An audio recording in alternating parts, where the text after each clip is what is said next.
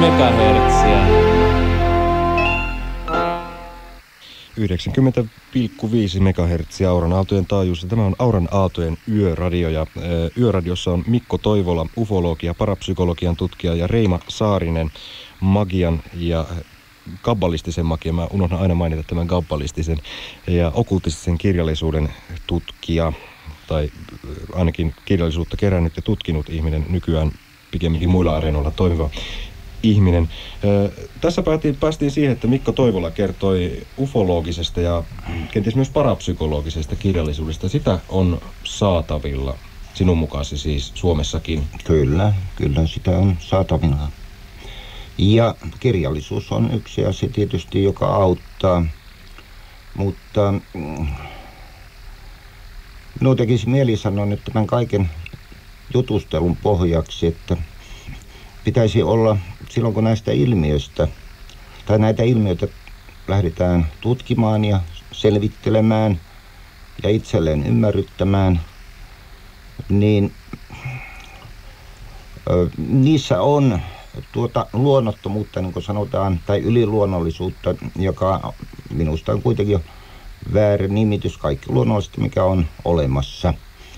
Joka tapauksessa niin sen pohjaksi on erinomaisen hyvä voida saada sellaista tietoa, joka on kyllä olemassa, vanhaa tietoa.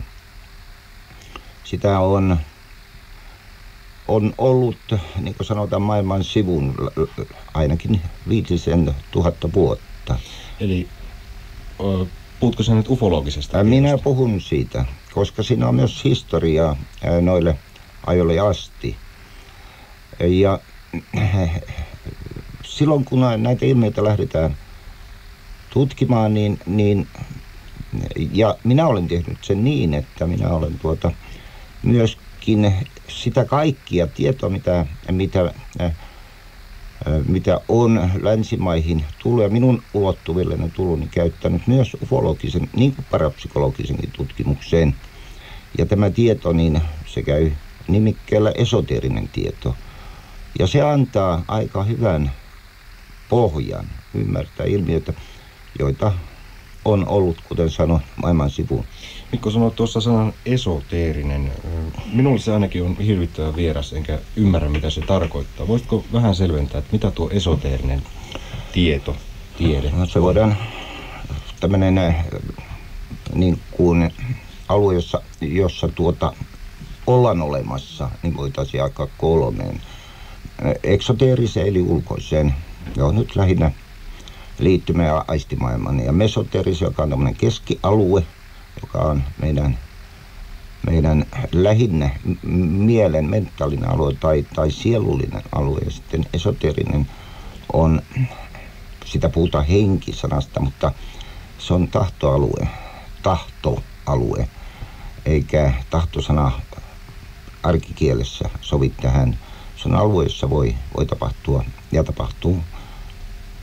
Jos nyt käyttäisi sellaista sanaa kuitenkin kuin luominen taikka yleensä kaiken ylläpitäminen, niin sillä alueella on olemassa tietoja, jotka ovat sukupolvesta toiseen vuosituhansien ajan siirtyneet sadoista sukupolvista toiseen.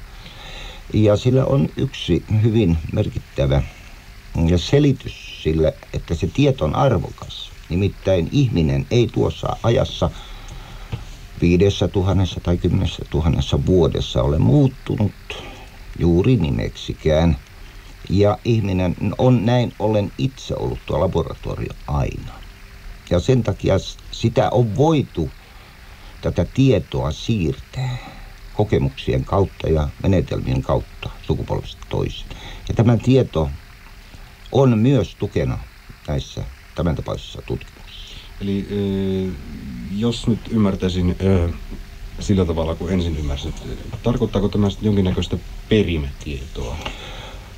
No ei, suoraan sillä alueella, missä minä, niin se on tietyllä tavalla perimä. Se peritään tavallaan koulujen kautta, eli se siirretään, se on siirrettävä tietoa. Se tieto siirtyy kokemuksen kautta Se on olemassa niin sanottu esoterisia kouluja, eli tämän sisäalueen kouluja, jotka siirtävät näitä tietoja. Mutta ei ole kysymys normaalista koulusta. Ei. Se on, sen ymmärsin. Se koulu voi olla tietyn asian eteenpäin viemiseksi, jonka jälkeen se häviää. Taas tulee toinen asia ja se viedään eteenpäin. Lähde on kosminen. Kun puhut tuossa, että ufologia ja parapsykologia tavallaan sinun näkemyksessäsi tavallaan käyvät limittäin ja ristiin, niin onko tässä nyt sitten kysymys vaan jonkinlaisesta tarpeesta määritellä saman alueen ilmiöitä? No miksei jonkun mielestä, mutta minä koitan nähdä kokonaisuuksia. Se on se, josta on lähdettävä. Ja se kokonaisuuden, siis tässä on syntetisoimista, eikä palapelin tekemistä, sillä se vie helposti. Tietohan, tällainen tavallinen tieto, se on oikeastaan paloja, joita sitten voi kasata. Tuossa tulee se teema mieleen, mikä kohta aion nostaa keskusteluun, jos teille sopii, eli tämä, että miten te pystytte puhumaan samaa kieltä muiden kanssa, koska tuo palapelin kokoaminen ja se tiedon kokoaminen on varmasti se arkiymmärryksen tapa, se tapa, jolla arkiymmärrys ymmärtää tietyn tiedon kasaamisen, tietyn tietämyksen omaamisen. Se on sitä palapelin kasaamista. Teillä on nyt sitten aivan toisenlainen näkemys. Onko vaikeata löytää samaa kieltä? On. Se on vaikea, jollei siihen toinen ole perehtynyt. Tämä kokonaisuuden näkeminen, jos nyt niin, no tämä sana on ihan hyvä, niin se perustuu kosmisiin lakeihin, jotka ovat olleet tiedossa jo pitkään. Johtuu siitä, että rakenteet ja kaavat ovat kosmisesti samanlaisia. Ihmiset ovat kaavaltaan, kaikki ihmiset ovat samanlaisia. Heidän potentiaalisuutensa, joksikin tulemisensa, että se on samanlainen. Mutta he voivat olosuhteista, mahdollisesti peritystä geenimuutoksista ja muista tämmöisistä tekijöistä olla sitten niin kuin erilaisia eläviä olioita, eri tasoisia. Ja kun tämä kokonaisuus oikein nähdään, niin se perustuu juuri näihin kaavoihin ja rakenteisiin, joka on olemassa biosfäärissä, ihmisessä, eläimissä, se on olemassa aurinkokunnassa, kaikkialla tämä sama. Nyt joudun Mikko vähän keskeyttämään. Kuulen tuolla ovekellon kilkattava ja siellä on tulossa meille 3. studiovieras. Minun täytyy päästää hänet sisään, joten panen pikkusen musiikkia tähän väliin. Jatketaan tästä aiheesta pikkuhetken kuluttua. Sitten takaisin lähetykseen. Tuo äskeinen musiikki, joka pyrkii edelleen jatkumaan tuolta levyltä, oli elokuvasta Ruusun nimi. Ja nyt tänne studioon saapui 3. vieraani Hannu Heikkilä myöskin täältä Turusta. Ja sinä, Hannu, olet transcendentaalisen mietiskelyn tuntija. Ja tässä on puhuttu näistä ihmisen erilaisista tavoista, kumminkin tavoista laajentaa omaa tajuntaansa, ymmärtää itseään ja ymmärtää omaa ympäristöä, ymmärtää niitä voimia, mitkä vaikuttaa ihmiseen. Sopiiko transcendentaalinen mietiskely tähän teemaan sinun mielestäsi? Transcendenttinen meditaatio nykyään sitä nimeä käytetään. Transcendenttinen? Joo. Niin se nimenomaan on tekniikka. Voidaan puhua myös mielen laajentamisesta, tietoisuuden laajentamisesta. Eli tavoitteena on mikä? Tavoitteena on aika yksinkertaisesti kokea enemmän tietoisesti elämästä, eli laajentaa sitä tietoista tajuntaa. Koska se on se kokemus, mitä TM-meditaation aikana ihminen kokee. Hän kokee niin kuin syvempiä mielen alueita tai tasoja. Ja me puhutaan tietoisuudesta, me TM-läiset. Ja puhutaan tämmöisestä puhtaasta tietoisuudesta, eli hetkittäin siinä harjoituksen aikana voidaan kokea lyhyitä tuokioita, ihan semmoista tajunnan tilaa, missä mieli lepää. Mieli on täysin hiljaa, eli koetaan hiljaisuutta. Siis mä äsken määrittelin tavallaan, se oli minun oma määritelmä, mutta keksin tuollaisen määritelmän, että suljetaan silmät, että nähtäisiin paremmin. Mitä olet mieltä tällaisesta väitteestä? No, se pitää kyllä paikkansa tässä yhteydessä erittäinkin hyvin. Jos nyt lähdetään sitten siitä, että transcendenttinen mietiskely, näinhän se nykymuodossaan taitaa kuulua tämä nimi, on menetelmä itsensä ymmärtämisen, oman itsen ymmärtämisen, oman itsen ohjaamisen parantamiseen tietyllä tavalla. Joo, tämä on yksi puoli sitä, mutta yleisemmin se on käytössä niin kuin ihmiset kiinnostuu siitä, koska se on erittäin tehokas tapa rentoutua. Ja se rentoutuminen on se keino poistaa hermostosta jännityksiä, stresseistä puhutaan nykyään. Ja se on nämä stressit, jotka estää meitä kokemasta enemmän, tai sanotaan nauttimasta enemmän elämästä. Miten nuo stressit sitten poistuvat? Sanot, että saavuu rentoutumisen tila, kun harjoittaa transcendenttista mietiskelyä. Rentoutumisen tila saavutetaan nukkuessakin. Mikä on se, joka tekee transcendenttisesta mietiskelystä erityisen tehokkaan keinon stressien poistamiseen? No yksinkertaisesti se, että se rentoutuminen on siinä syvempää, jos me verrataan nukkumiseen. Me voidaan tehdä se tietoisesti. Me tehdään se 2 kertaa päivässä. Aamulla, illalla, 20 minuuttia.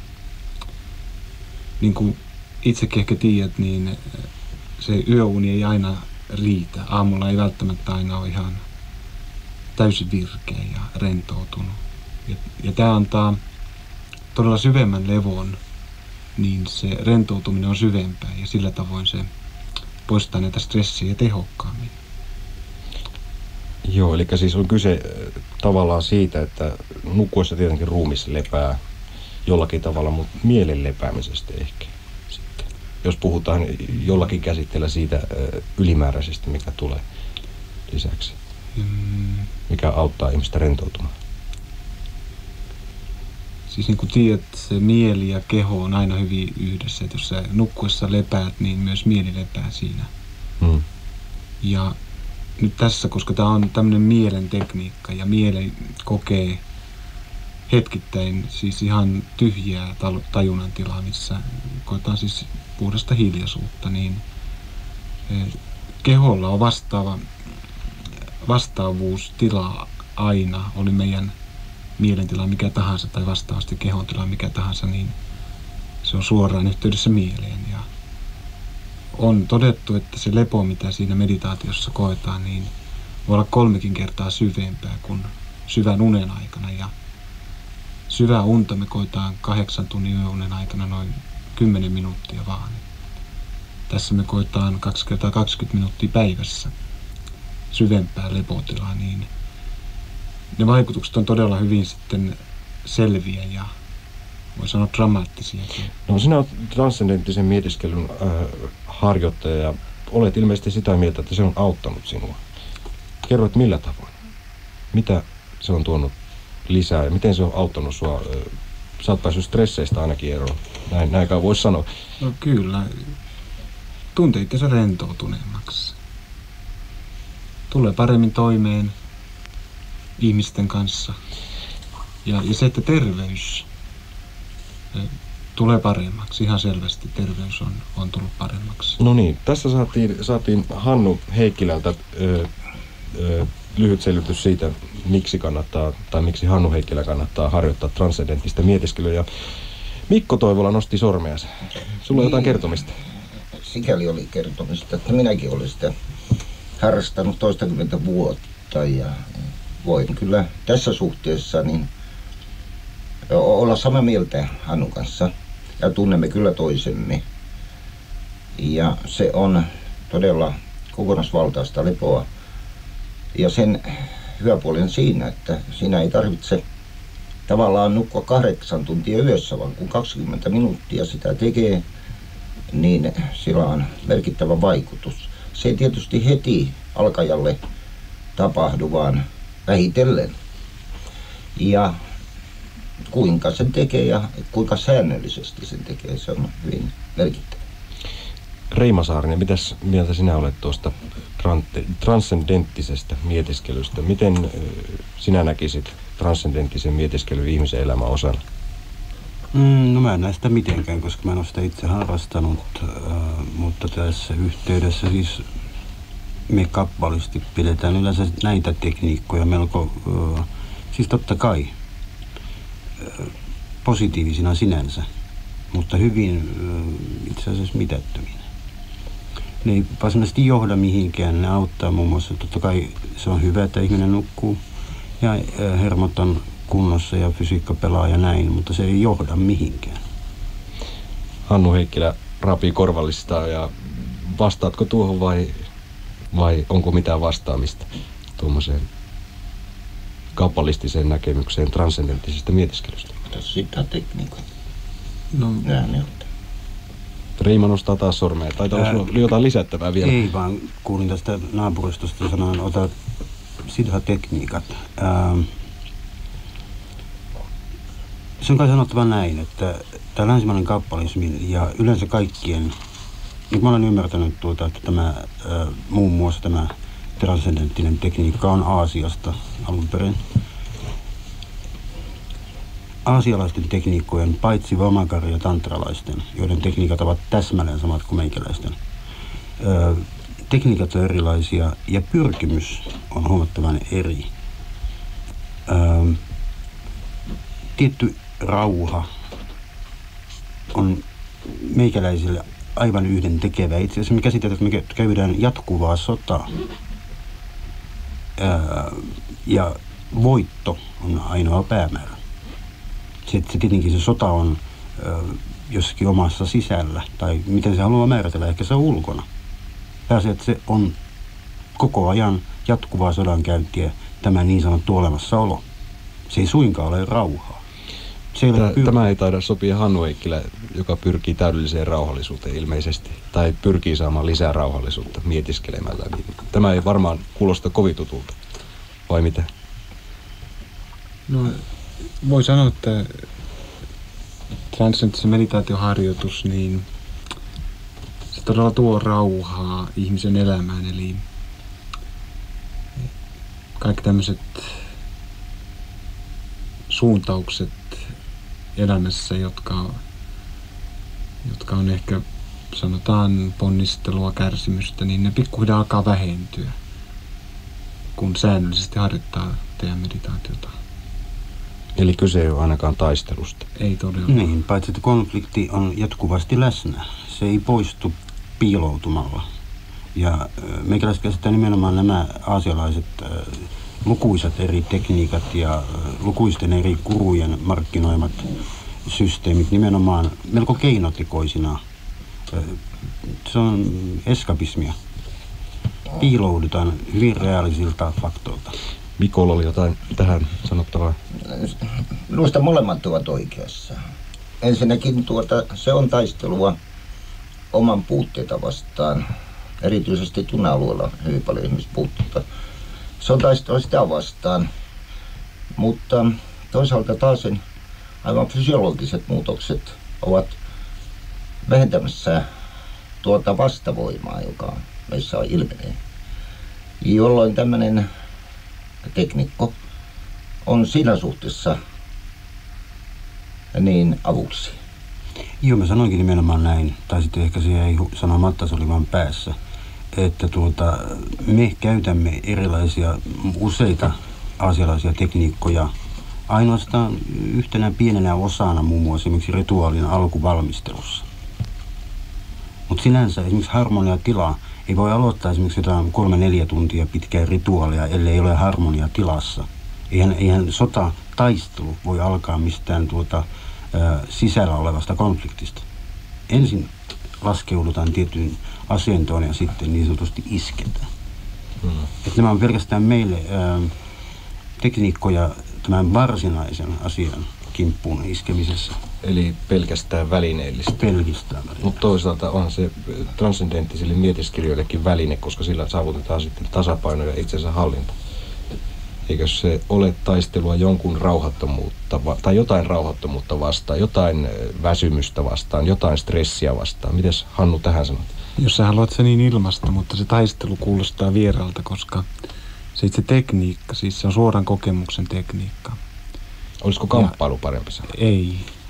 Ei ollenkaan, koska konfliktiin viittava sana käy. Koska se kokemus on puhtaasti myönteinen, siis hyvin miellyttävä se kokemus meditaatiossa ja johtuen siitä, että se on täysin luonnollinen. Siihen ei kuulu mitään ponnistelua, ei kamppailua, ei yrittämistä.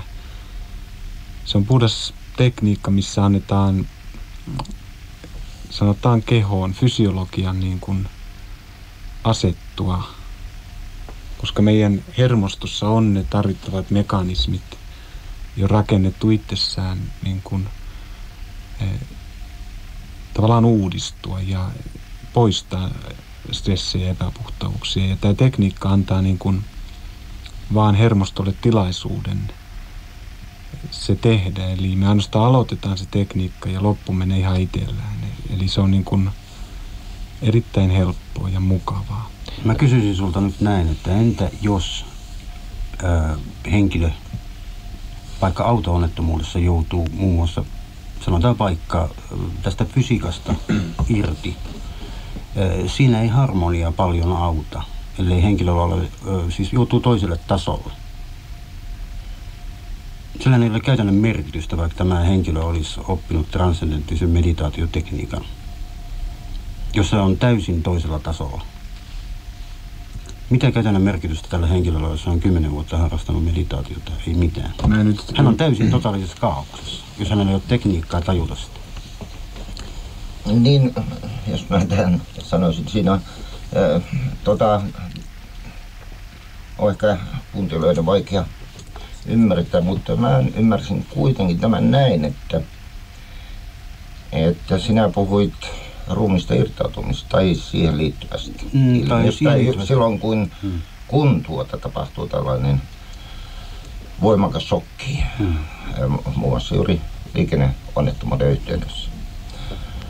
Mutta ymmärtäisin asian näin omasta kokemuksestani, että tämä auttaa hermostoa ratojen puhdistamisessa ja koko fysiologian puhdistamisessa tiettyyn tilaan silloin, kun olemme fyysisesti ja sielullisesti yhtä kokonaisuutta. Joo, mutta kabbalisttinen magia opettaa melkein alkuvaiheessa tekniikan irtautua ruumiista. Kyllä, mutta silloin sä puhutkin tajunnasta. Tajunnasta toki. Puhun tajunnasta, totta kai.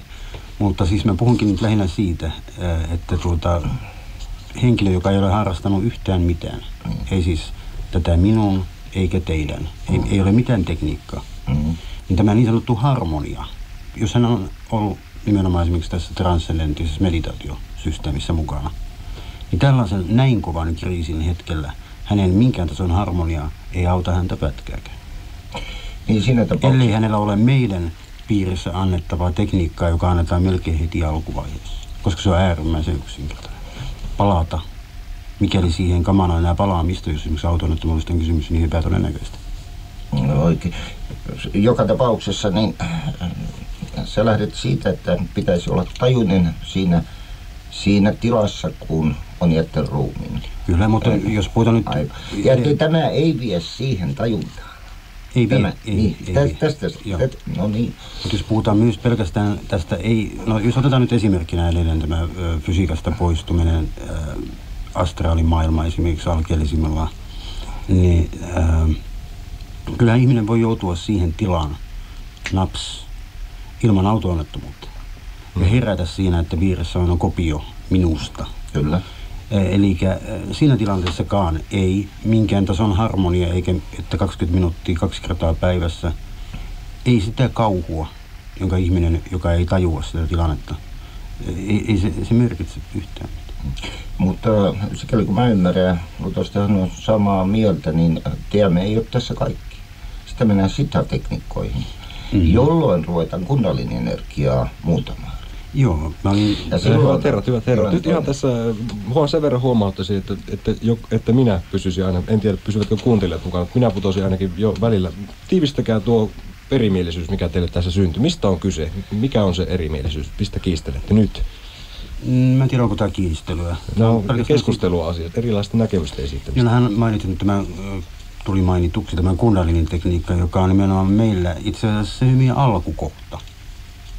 Että nämä Aasiasta tulleet, Aasiasta alun perin ehkä tulleet, sama näkyy mistä, nämä tietyt tekniikat, ne on ihan ne ensimmäiset alkeet, jotka suoritetaan läpi ja sitten lähdetään. Se on tämä niin sanottu elämänpuun keskitie, jota pitkin mennään. Sitten tulee nämä tekniikat, jotka ovat siis jotka vievät. Transcendentaalinen meditaatio on yksi tekniikka, se ei vie mihinkään. Se on se tämä niin sanottu ristiriita, joka on näin. Eli se oli se sama ristiriita, mistä lähdettiin. Kierrettiin kivasti kehää. Mutta soitetaan vähän musiikkia, että ehditään miettiä näitä vaikeita asioita. Tämä seuraava musiikki on muistaakseni sitten Damaskoksesta peräisin ja kappaleen nimi on Damaskos. Radioasemalta, jonka nimi on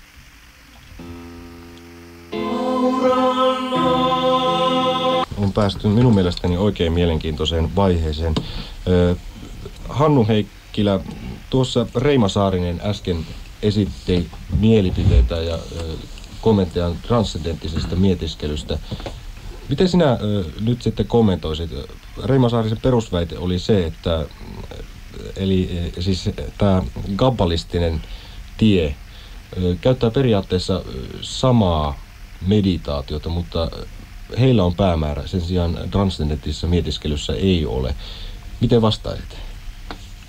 Toki meillä on päämäärä. Se on se, että ihmiset voisi vapautua niistä rajoistaan, mitä jokaisella on, ja laajentaa niitä rajoja. Itse asiassa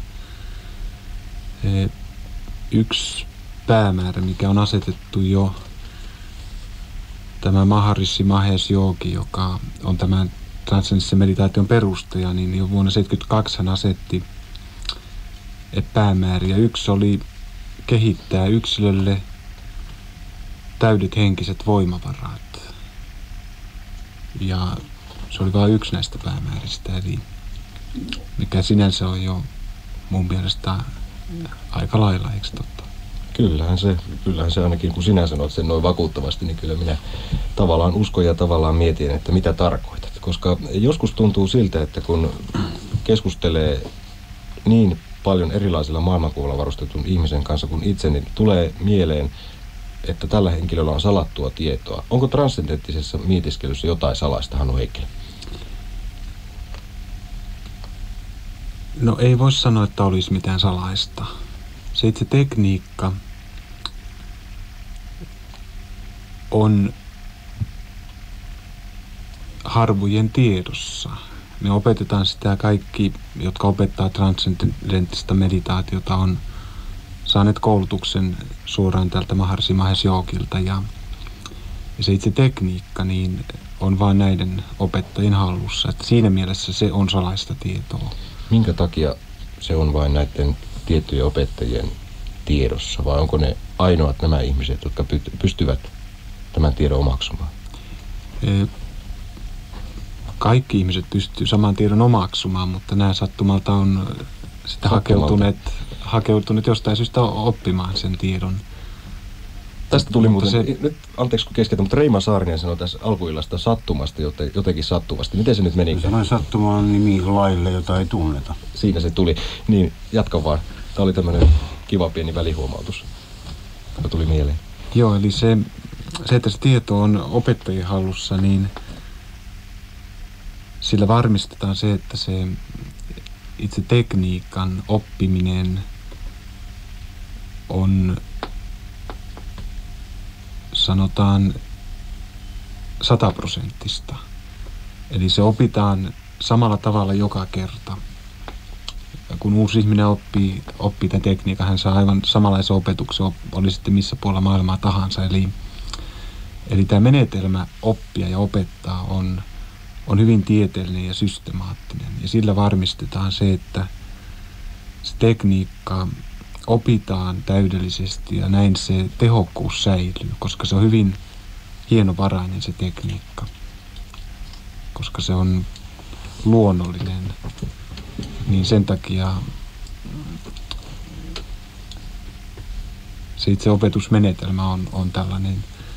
Muuten tässä ei ole mitään salaista eikä mystistä, että kaikki muu on kyllä ihan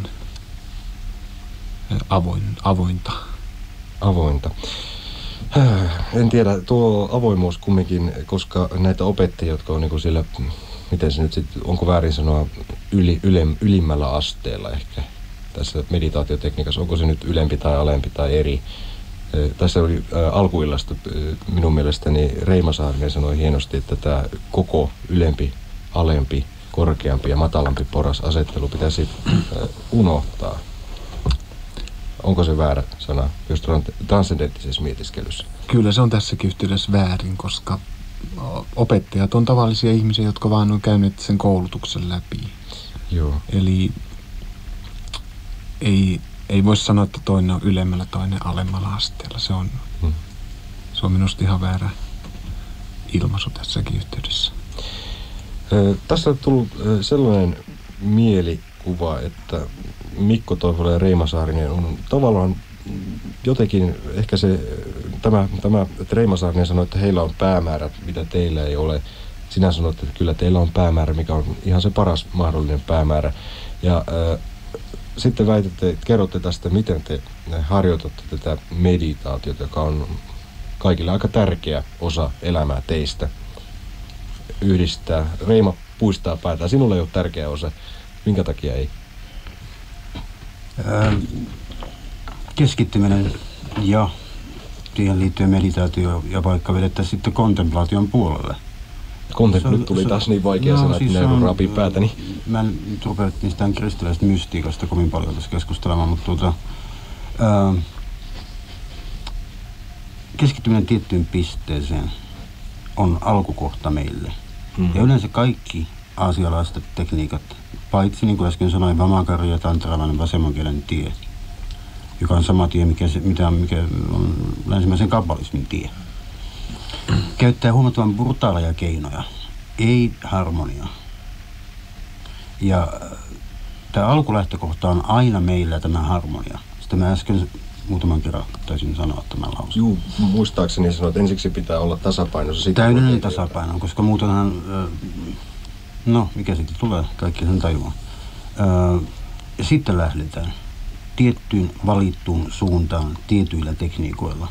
Ja sen takia meillä tämä ryhmä on huomattavan tärkeä. Sen takia on olemassa yleensä järjestöjä, missä tietyt henkilöt tekevät tiettyjä asioita, jotta lopputulos olisi taattu. Eli useampi ihminen pystyy keskittämään enemmän energiaa tietenkin kuin yksi ainoa. Plus sitten tämä Hannun mainitsema luonnollisuus. Onko keinotekoinen, onko se vastapuoli? Ihan välikysymys.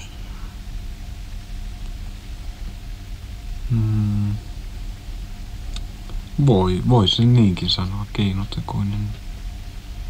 Luonnollinen. Mikä on luonnollista? Niin, mikä on luonnollista? Kaikki me tiedetään, mikä on luonnollista. Niin, siis mä en tiedä, mikä on luonnollista. Mikä on luonnollista? Se on kyllä aika hyvä kysymys itse asiassa Illan tässä vaiheessa. Mikko Toivola, siis mä kysyn, sä oot istunut pitkä aikaa hiljaa. Mikko Toivolalta kysyin kommenttia. Mikä on luonnollista Mikko Toivolan mielestä? Sanoisin, että kaikki. Kaikki, vaikka ne ovat mitä hyvänsä ilmiöitä, ne ovat luonnollisia ilmiöitä.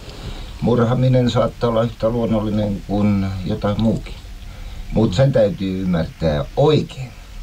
Siinä se painotus täytyy ymmärtää, että elämään tai olemassaoloon kuuluu kaikenlaista.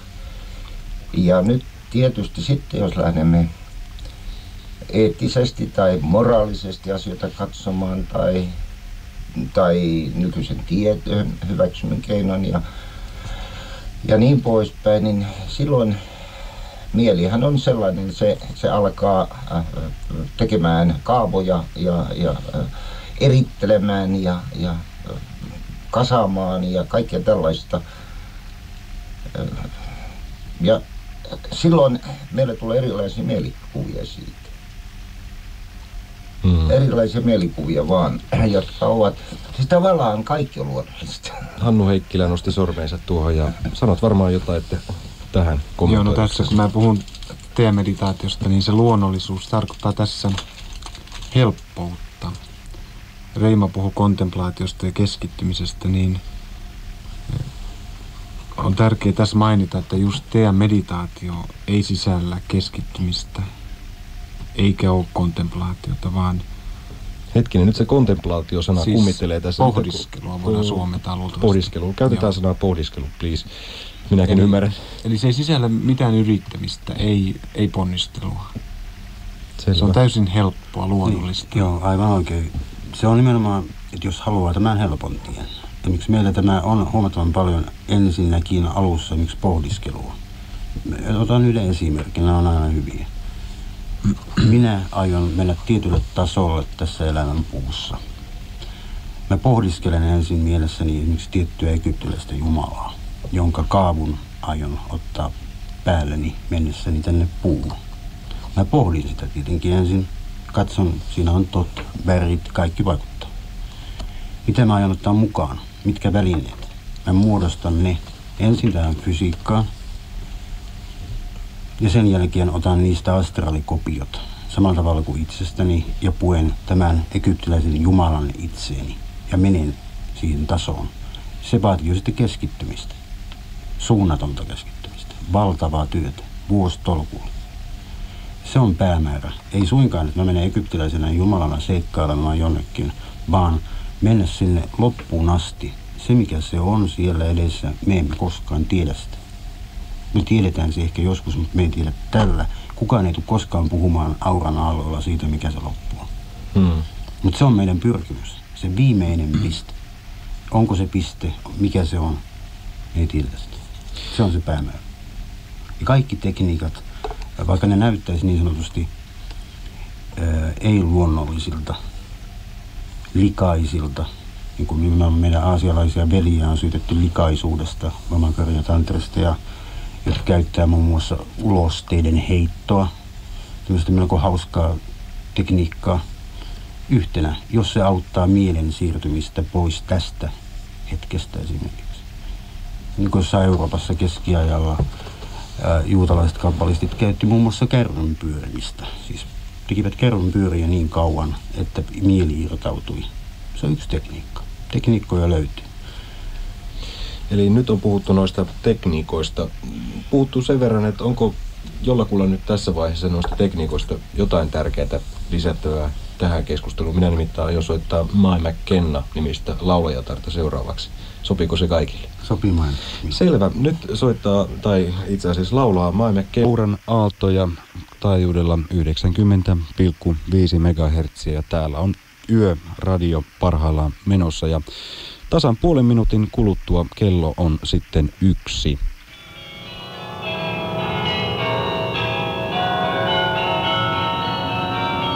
Sellaiseen kysymykseen kuin onko salatieteitä ja onko yleensä näissä ajatussuunnissa, mitä te edustatte, niin mitään salaista tietoa. Äsken Hannu Heikkilä ansiokkaasti selvitti, että ei ole salaista tietoa, mutta jostakin syystä on vain kourallinen opettaja, jotka ovat sitten tämän ylimmän ja parhaan opetuksen saaneita ja tämän tiedon hallitsijoita.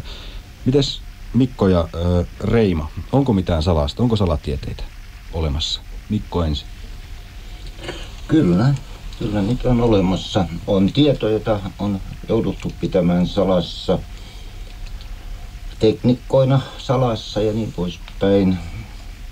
Jo monestakin syystä. Aikoinaan se oli ja johtui siitä, että ihmisiä vainottiin.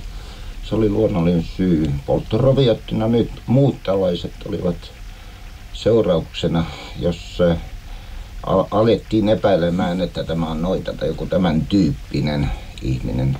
Oli pakko pitää tietoa salassa, koska massa ei sitä ymmärtänyt. Mutta entäs tämän hetken yhteiskunnassa? No, tänään varmasti on salassa olevaa tietoa. Mutta on yksi asia, mikä on ehkä vähän huvittava tässä on se, että vaikka on paljon tietoa, joka ei ole salassa ja on hyvin merkittävä tieto, niin ihmisillä ei ole kiinnostusta. He eivät yksinkertaisesti ole kiinnostuneita näistä asioista. Ja tavallaan tätä kautta he edelleen pitävät salassa tai antavat olla salassa tiedon. Ihmisillä ei ole kiinnostusta, tai jos se on, niin se saattaa olla sellaista pintaliitoa vaan hetken. Se hulmahtaa ja sitten sammuu niin kuin liekki. Syvällistä kiinnostusta löytyy hyvin harvoilta ja vielä harvemmilta sellaista kiinnostusta, että he rupeavat sitten opiskelemaan tai oikein todella tekemään työtä asian hyväksi. Tavallaan sitä on ja ei ole. Mikko Toivolalta tuli hyvä vastaus, on ja ei. Missä mielessä on ja missä mielessä ei? Voiko sitä lyhyesti sanoa? No sitä on siinä mielessä, että siis kaikki asioita ei voida siinä mielessä tuoda esille, että siis ihmiset voivat vahingoittaa itseään. Ihan psyykkisistäkin syistä. Ja sitten pelkotilat ja tällaiset saattavat nousta. Ei se ole hyväksi. Se on pidettävä jos tästä syystä salassa. Ja toisaalta sitten nämä estot, niin kuin äsken sanoin, ne estävät asianomaista ottamasta näitä itselleen. Heillä on ennakkoluuloja ja muuta tämän tyyppistä. Eli siinä tuli vastaus. Entäs Reima? Mitä mieltä sinä olet tästä? Onko salatieteitä magian ja kabbalisttisen magian ja okkultistisen tiedon suhteen? Ei vuoden 1947 jälkeen, ei minkään tasan. Ainoa tässä on se, että ihmisten kyky on rajallinen usein.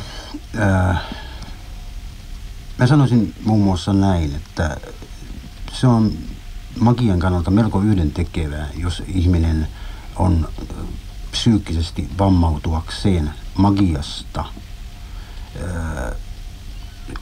koska hän on itse valinnut sen, ja jos näin käy, niin hän on tehnyt virheen. Senpä takia kabbalistinen magia on aukoton. Kaikki virheet voi testata.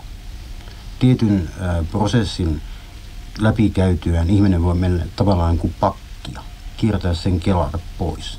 Jos on siellä virhe, sen voi korjata. Jos hän siitä huolimatta onnistuu levittämään päänsä suomen kielellä, se on hänen ongelma. Hän ottaa siitä vastuun. Aikaisemmin nimenomaan oli tämä vaitiolovelvollisuus. Muun muassa vapaamuurit vasta tänä vuonna Englannissa poistivat tämän kielen poisrepimisen, jos paljastaa nämä salaisuudet. Kuitenkin koko ajan samaan aikaan multa vaatii 2500 markkaa ostaa kaikki englantilaisten Blowcraft skottilaisten vapaamuurien, kaikki rituaalit, kaikki salaiset sanat, koko hoito. Mitä siinä on salaista? Ei mitään. Ja 47 erään henkilön kuoltua jopa vamakarjoiden seksuaalimagiaa käsittelevät tekniikat julkaistiin suoralla tekstillä, joka on kenen tahansa käsitettävissä. Ainoa juttu on tietysti se, osaako henkilö käyttää niitä tekniikkoja, koska ne vaatii suunnattomasti työtä. Siitä on kysymys. No myös tietoa. Ja tietoa, sekä että. Se yhdistelmä on aika mahtava. Sen takia nimenomaan se on turvallista, koska jos mä nyt esimerkiksi tällä hetkellä sanoisin tietyn tekniikan, kertoisin tietyn tekniikan tässä, se ei haittaisi ketään, koska näistä kuuntelijoista hyvin harva pystyisi tekemään sitä, mitä mä kerron. Fyysisistä rajoituksista ja keskittymiskyvyn puutteesta. Siis me korostetaan tätä työtä. Eli salaista tietoa ei ole, mutta kyky sitten erottelee ihmiset. Nimenomaan monissa järjestöissä on ihan tällainen yksinkertainen raja, ikä 30 vuotta vähintään, ennen kuin pääsee tavallaan sisäpiiriin. Siinä ennen annetaan kirjallisia ohjeita ja suullisia ohjeita. Ennen kuin pääsee varsinaisesti tähän ryhmätyöskentelyyn, vaaditaan ihan tällainen fyysinen 30 vuoden ikä. Absolutismi ehkä usein ja kasvissyönti joskus. Eli näin. Kysyn tätä salaisuus- ja julkisuus tematiikkaa. Onko Hannu Heikkilällä muuten tähän jotain kommentoitavaa? Tähän salaisuus- tai näihin puheenvuoroihin, mitä tuossa äsken kuultiin? No puhutaan tiedosta, niin voisi sanoa, että puhdas tieto on jokaisessa meissä itsessämme ja Maharsin mukaan tämä tieto on kaikki meissä itsessämme. Eli kun me koetaan riittävän syvää hiljasta tasoa, niin sieltä voi löytää minkä tahansa tiedon. Ja se on siis suoraa kokemustietoa. Eli tässä puhutaan hieman eri asiasta. Reima ja Mikko puhuu ehkä kirjoitetusta tiedosta, puhutusta tiedosta. Mä tarkoitan tiedolla tämmöistä subjektiivista suoraa tietoa. Tässä palattiin aikaisempaan keskusteluaiheeseen. Mikko Toivola selitti tässä ihan tämän ohjelman alussa, kertaa nyt lyhyesti, mitä kerroit silloin, että tietäminen on aina subjektiivisesti. Mikko Toivola, tämä nyt on tietysti ehkä hieman, no kerro itse omin sanoin, niin se on parempi. Niin, tietäminen on subjektiivista, mutta ymmärtäminen on universaalista, koska se perustuu kaavoihin ja rakenteisiin, joka on kaikkialla. Ja se yhdistää kaiken. Se voidaan sanoa näin, että me voimme tietoa siirtää esimerkiksi kirjojen avulla, taikka niin kuin mahdollisesti nyt teemme jollekin. Mutta ymmärtäminen toimii aivan eri alueella. Sitä voidaan vain välittää. Ja se tarkoittaa sitä, että se johtuu tästä rakenteesta, jota on kaikkialla. Mutta kun tämä täällä oleva aika on liian lyhyt tämmöistä asioiden setvimiseen, niin kun äsken puhuttiin tästä salaisuudesta, se on lähinnä siellä ymmärryksen alueella, koska sen ymmärtämisen täytyy jokainen avaa itselleen. Ei se ole toisen tehtävissä. Ja niin kuin Hannu tässä jutteli, niin se tieto on meissä. Ja se on juuri se salaisuus, että kun se on meissä, meidän täytyy ymmärtää, kuinka se avataan. Ja tämä on minun mielipiteeni. Riimalla oli joku mielipide. Joo, ettei kenelläkään vaan tule jää epäselväksi. Tämä yksi asia, millä mä mainitsin muun muassa tämän yhden idean, että mä otan egyptiläisen jumalan olemuksen ja menen tiettyyn pisteeseen. Joku toinen tekee vastaavan teon, hänellä on täysin eri kokemus. Jokaisella meillä on täysin oma maailma. Se on päivänselvää. Eli Hannu Heikkilä, tässä tuli kokemisesta ja tiedosta aika punnittua puhetta. Miltäs tuo kuulosti? No mä puhuin puhtaasta tiedosta, eli se mielen perustila, mitä mä sanoin, että transcendenttisessa meditaatiossa koetaan, se puhdas tietoisuus, niin se on periaatteessa kaikille samaa. Ja kokemus siitä myös on kaikille samaa. Tämähän on, saanko sanoa välin? Kun sä puhut transcendentaalisesta, se on niin kuin tuonpuolisesta. Ei se ole mielen alueella. Ei sitä mahdollistakaan näin opettaa. Siis pitää olla tämä kokija. Mieli on se kokija. Onko? On. Aha. Eli se on se tajunnan perustila ja siellä on se tieto, se kaikki tieto. Ja justiinsa tässä meditaatiossa me ollaan säännöllisesti yhteydessä siihen alueeseen tai voi sanoa siihen valtameren pohjaan, mielen valtameren pohjaan, missä kaikki on hiljasta, mutta kuitenkin potentiaalisena. Ja just tämä teidän meditaatio, koska se antaa syvän levon hermostolle, eli se puhdistaa hermostoa, niin se on juuri se tekijä, mikä estää meitä ottamasta käyttöön niitä voimavaroja, mitä jokaisella sisällä on. Mutta säännöllinen meditaatioharjoitus pikkuhiljaa puhdistaa hermostoa ja se kokemus kasvaa päivä päivältä ja ennen pitkää on sitten käytössä kaikki mielenvoimavarat ja kaikki mahdollinen tieto, mitä haluaa. Eli vasta sitten, voi sanoa, ihminen alkaa elää niin kuin normaalia tilaa. käytössä on kaikki mielen voimavarat ja ihminen elää tuolla. Mitä haluaa, hän sanoi myöskin, muistellaan tänään. Kaikki mitä haluaa, jos käytit tällaista ilmausta. Eikö se, siis minä käsitän sen niin, että se tieto on tuolla olemassa. Se ei ole meidän tahdosta yhdessä kohtaa näin kysymys. Se paukahtaa tästä. Ei voida valita sitä, se tieto, mikä meille tulee. Kyllä se tulee, jos on tullakseen. Ja siihen kai pitää pyrkiä, että me ollaan kanavat auki. Eli ollaan koko ajan ikään kuin tärpillä. Ja sen takia nimenomaan magiassa ne kanavat on auki. Hermoradat pidetään auki. Se voi ehkä tehdä hiukan hallaa joskus. Se on kuin sipuli. Itkettää, mutta tekee nannaa. Elikkä, niin, ei muuta. Nyt korjaan taas yhden lauseen vielä tässä itsestäni. Eli kun sanoin vapaamurreen salaisuudet, että missään nimessä ei kukaan nyt saa sekoittaa sitä ideaa, että nämä suomalaiset vapaamurrat harrastaisivat magiaa, koska sitä ei tietenkään tapahdu. Eli näin, pieni täsmennys tuohon ja tässä nyt sitten keskusteltiin pitkään tästä. Mistäs me nyt keskusteltiin? Mulla ajatus katkesi niin paljon. Ollaan magiasta ja TM:stä puhuttu tässä. Julkisuudesta, joo. Itse asiassa niin, tätä mä mietin itse, että jos jollakulla on salattua tietoa. Nyt haluan ihan lyhyen vastauskierroksen ennen seuraavaa levyä tämmöiseen, että Mikko Toivola, sinä sanot, että on salaista tietoa. Kyllä. Vaikeuttaako tämä salainen tieto kommunikointia sellaisten ihmisten kanssa, joilla tätä salattua tietoa ei ole? Ehdottomasti siinä on oma kielensä. Jo pelkästään välissä. Selvä.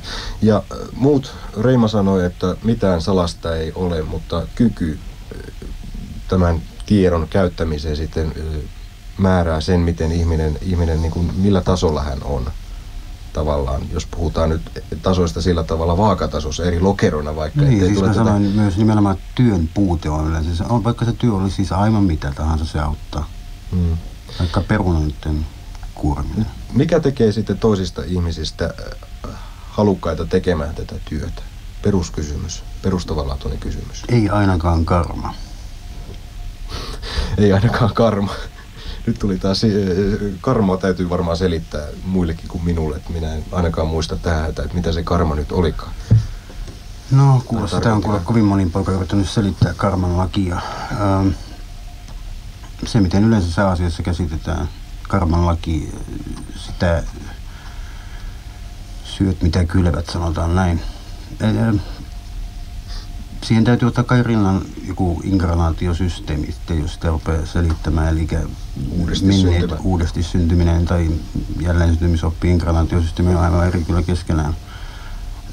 Se, mitä minä teen nyt, se vaikuttaa minuun jollakin tavalla, sanotaan hyvin yksinkertaisesti. Se on päivän selvää, että näin on. Eli tahto. Tietoisuus omasta päämäärästä. Päästiin nyt siihen kysymykseen, mihin mä olen tätä yrittänyt ajaa tätä ideaa.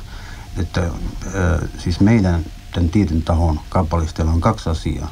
Telema, tahto ja agape, rakkaus. Ne yhdessä. Ja se on aivan yhdentekevää, mitä siihen väliin sijoittuu. Pääsi, että ne 2 paria. Se pari toimii. Hannu Heikkilä, sinulle sitten tämmöinen kysymys, että vaikeuttaako se, että ylin tieto transcendenttisesta mietiskelystä on vain harvoilla jollain tavalla kommunikaatiota tai keskustelua, ei transcendenttisten mietiskelijöiden ja sitten transcendenttisten mietiskelijöiden. Kaikkihan me jotain mietiskellään aina. Ei, siinä on mitään ristiriitaa tai mitään vaikeutta. Ei vaikeutta. Ei ollenkaan. Selvä, siinä tuli lyhyet kommentit tähän ja tuosta keskustellaan vielä varmasti, mutta kuunnellaan nyt vähän musiikkia. Tämä seuraava musiikki on elokuva. Tässä nyt muistinkin, että Hannu Heikkilälle mä olen luvannut nyt yhden puheenvuoron. Hän haluaa hieman selvittää lisää transcendenttista meditaatiota, niinhän se oli. Joo.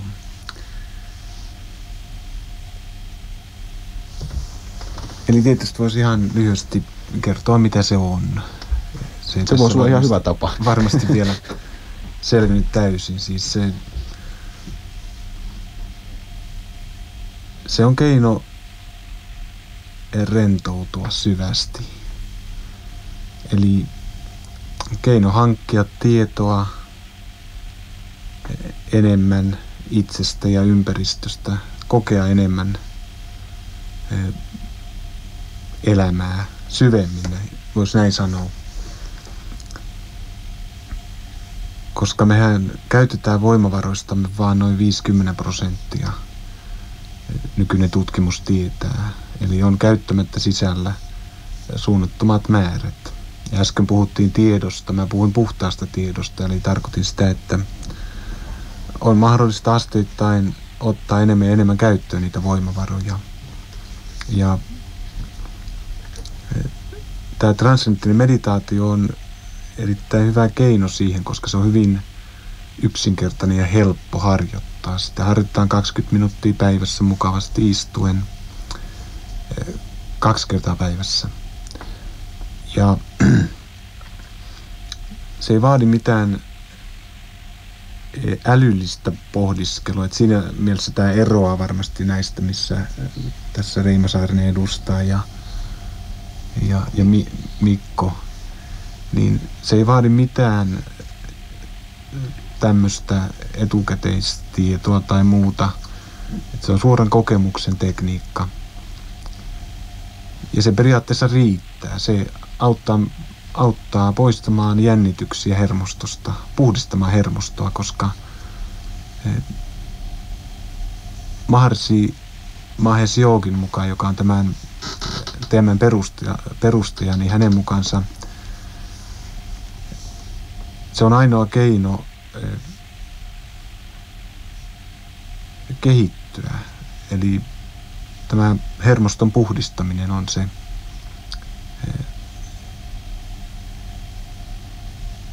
tärkein tässä. Ja tämä teidän tekniikka on sitten tekniikka puhdistaa se hermosto.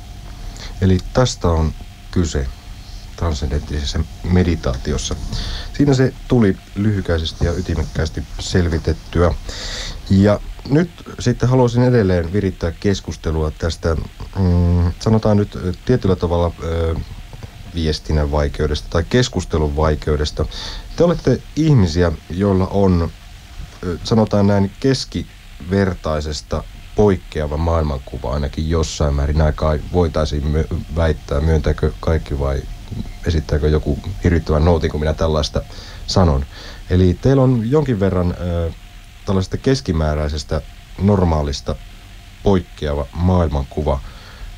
Millaista on elämä sitten, kun kumminkin valtaosa väestöstä omaa täysin, tai no ei täysin, mutta kumminkin jossain määrin erilaisen maailmankuvan. Tuottaako se vaikeuksia? Mikko Toivola voisi vastata tältä oikealta ensimmäisenä. Ei minulle ole toisena. Eli siitä ei ole mitään sellaista ongelmaa käytännön elämässä?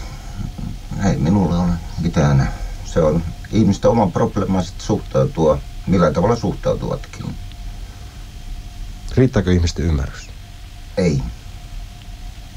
Mutta ei se on minulle edelleenkään probleema. Kun sanot sanan ymmärrys, niin muisti juuri, mitä ymmärrys saattaa merkitä. Ja Reima, sä oot siellä toisella laidalla. Kerrohan sinä, riittääkö ihmisten ymmärrys? Mä sanoisin kyllä. Ehdottomasti joka ainoan kappaleen. Se vaan että joku niitä estää selvästi. Mä en usko, että melko suurella osalla ei ensinnäkään ole minkään tason maailmankuva. Mennään tässä silmät. Kai nyt kaikilla jonkinnäköinen on niin, kuva maailmasta. Se kuva maailmasta on näkee Kaskenkadulta Aukakadun päähän. Onhan sekin maailmankuva. Onhan sekin maailmankuva ja niin, no toisetaan se, että ei se heidän ongelmansa minun ongelma ole. Mutta mä olen kyllä sitä mieltä, että joka ainoalla ihmisellä on siihen kyllä kaikki potentiaaliset mahdollisuudet. Näin. Hannu Heikkilä, maailmankuvat.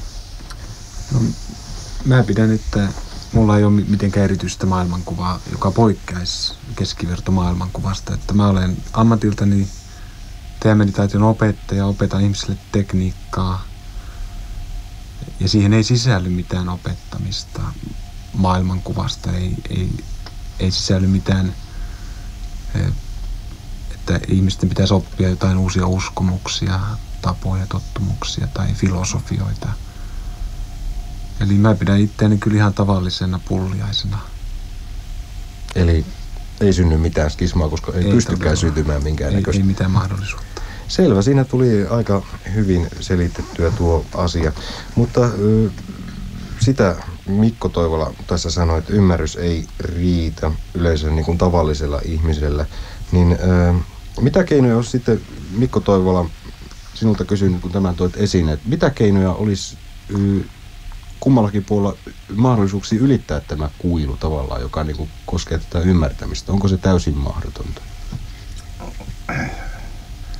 Kehittyminen on prosessi muun muassa. Ja se ehkä alkaa parhaiten sillä, että on tyytymätön siihen, mitä kokee ja näkee. Ja lähtee etsimään parempaa. Siitä prosessi lähtee liikkeelle.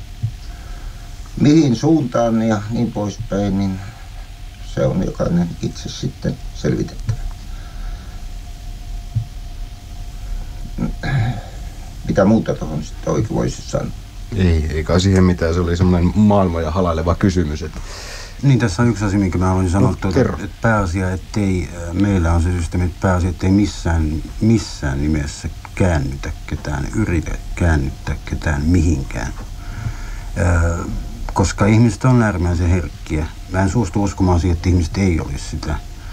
Kuvaava esimerkki on musta, että Vesimiehen aika ei ole alkanut vieläkään, mutta 60-luvun lopulla joku Jorma Elovaara piti radio-ohjelmaa Yleisradion puolella Vesimiehen aika ja pikkutytöt sekoili Pink Floydin tahliassa jossain Keski-Suomessa. Hyvin herkkiä nämä. Minä yhdyn Reiman. Nämä eivät ole uskoasioita eikä missään nimessä saisi niitä koittaa tyrkyttää ihmisille. Heidän täytyy niin oma-aloitteisesti lähteä siis omasta tarpeestaan. Sieltä löytyy se voima. Ja jollei sitä ole, niin antapa heidän olla rauhassa. Antapa olla rauhassa, mutta arkiymmärrys joskus sekoittaa tässä tapauksessa, teidän tapauksessa tai näiden suuntien ajatusmaailmojen suhteen, mitä te edustatte, niin uskon ja tiedon. Onko näin? On. Se on hyvin merkittävä kohta. Ja puhutaan erilaisista uusista uskomuksista ja muista. Mä sanoisin näin, että vuorella on yksi huippu ja sinne on mahdollista mennä monen eri tien